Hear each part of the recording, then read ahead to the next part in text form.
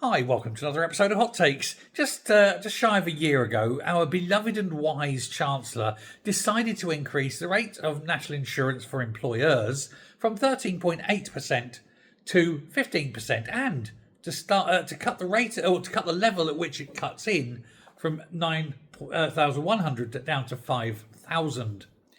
This has been described as a job tax by some, described as despicable by others, and described as disastrous, well, by just about everyone who employs people. And that's a lot of employers. But she is now being blamed for absolutely decimating the hospitality sector. 90,000 job losses in less than a year. In 10 months, 90,000 jobs have gone. And it continues, and it will get worse. And don't forget, we got the Employment Rights Bill from Rayner coming in soon. That will see even more jobs go right down the shitter. But what can you do? Well, nothing. We can't get rid of these people. You know, those idiots that voted Labour in are now the ones sitting there going, but it was never meant to be like this. Well, it's always going to be like this. It always is like this with Labour. Labour always destroy economies. They've never had an economy under Labour that's got better. But anyway, 1 in 25 jobs in pubs, bars, hotels, cafes, restaurants, you name it, have gone. And that was worse than the 50,000 that the OBR reckoned there would be as a result of that rise. They said it'd be 50,000. It's 90,000 and counting. And of course, it's only 90,000 until the point of this measurement here. I bet it's over 100,000 by now. And that's just one sector. We know retail has also lost so far something like 140,000 jobs. So you're getting on for 250,000 jobs with one policy. And you've got an even worse policy bearing down on this within the next month or so.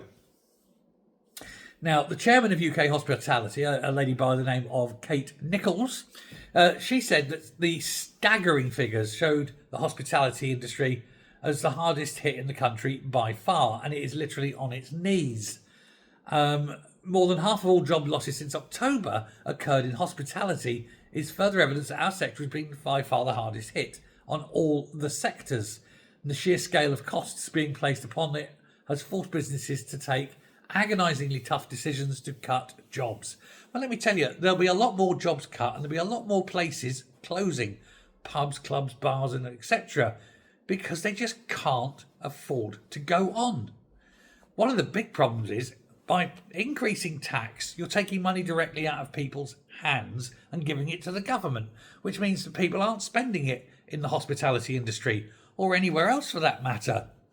Now, ultimately, it all goes back to the government anyway.